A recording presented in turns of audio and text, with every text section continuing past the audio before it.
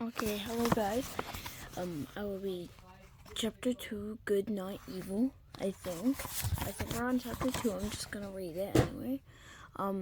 Mom, I'm not wearing the bandages to school, Chip announced when he got home.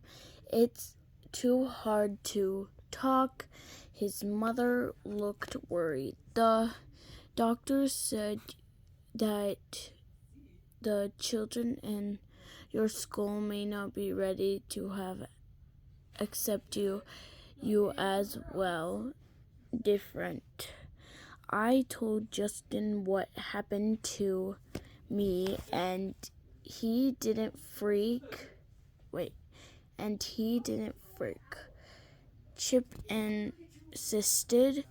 The next day, Chip put on his clothes and baseball cap, but no bandages.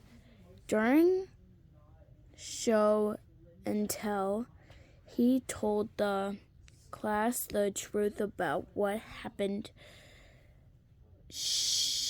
Charlene raised her hand. I think you're brave, she said. All I did was trip into a pool of water in a cave. Ronan, leave.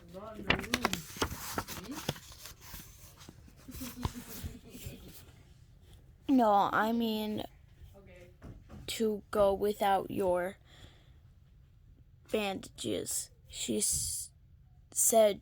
Charlie. Let's just call her Charlie. To show us who you are, there's nothing. Wait, there's a. He's nothing, said Kith. He's not even there.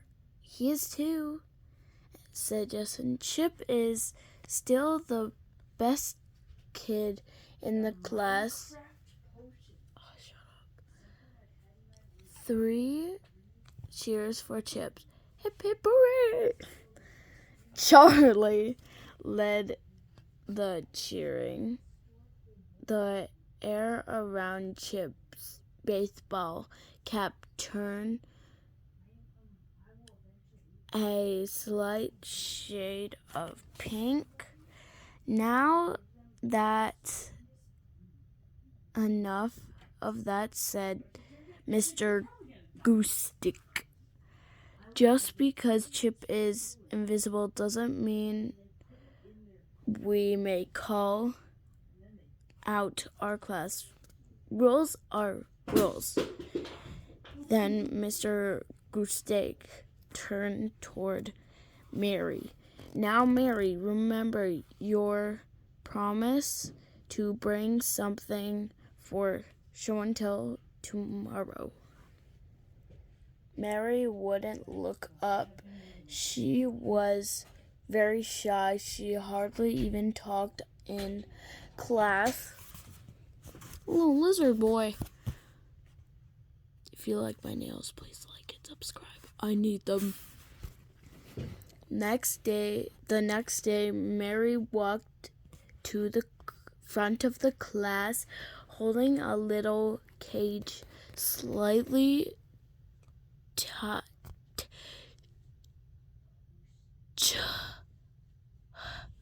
tightly. This is my salamander, she whispered. His name is Doormat, because I found him on my doormat. That is the worst name ever, but I'd name my cat Oreo. Do you want to tell us anything else about him? Mr. Goosey asked. Mary shook her head. I don't know if we were on chapter 2. Were we?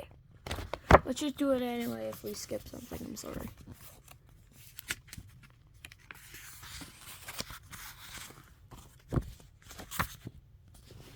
Okay. If you stepped on him, he'd die as a doormat, said Kath. That's a dormouse. Dingbat, said Charlie. You mean dead as a doornail, said Justin. Mary looked horrified. She didn't like the talk about dead salamanders. She held Doormat's cage even tighter. Mr. Goosesteak told her she could take her seat. Later they were outside in the playground. Mr. Goosesteak went to get the ball that looked like the planet Earth. Let's just pause right there. What is that? What is that face? Like, what are these faces? Okay. It was missing. Mr. Goosesteak was very upset. He asked everybody in the class if they had seen it. Maybe Chip took it with him to the Bermuda Triangle, said Kath. Isn't that where everything disappears?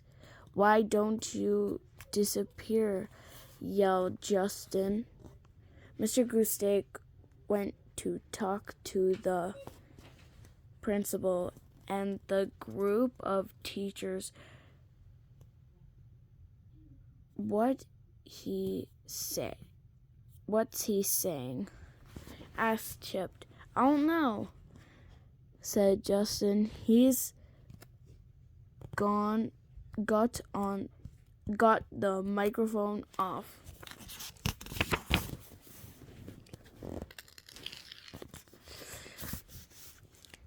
Chip slipped off his jeans and, at least no one could see him, a shirt, and handed them to Justin.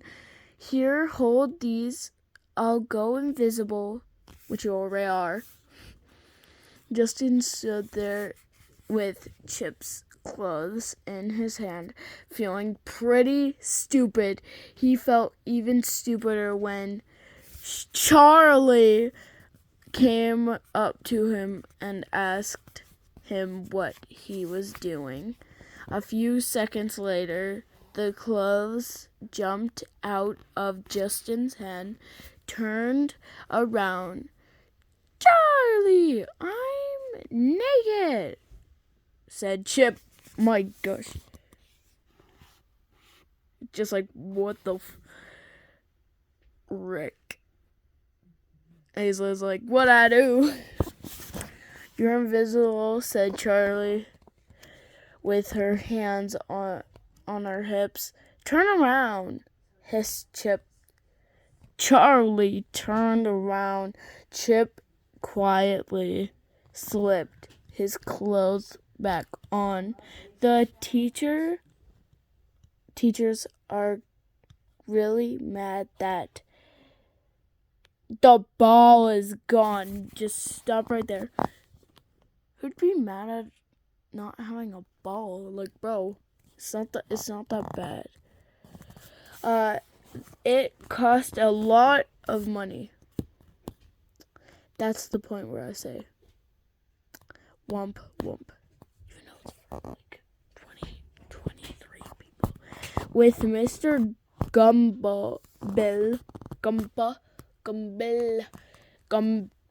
Let's name him Mr. Gumball. Okay, yeah, Mr. Gumball.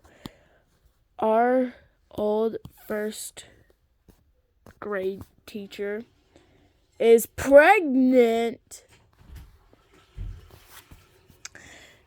Chip Stone, you've been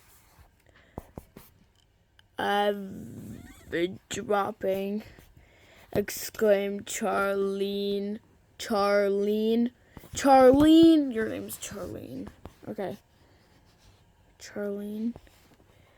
That's terrible. Did the teacher say anything about me? Yeah, they said you're a PET. What? The teacher's pet? Me? Said Charlene. Pleaded. No. Pest even to teachers, said Chip. Charlene pouted. Bro, I can't. What is that? I have been roasting them like half the time. Just when I got itch. So I do not like you, and I don't like your face. Your face looks like a mom would want. He was just kidding, said Justin. Then he explained how he heard teachers' secrets with Trisha. See, I can sometimes find out things people don't want me to. So can Chip.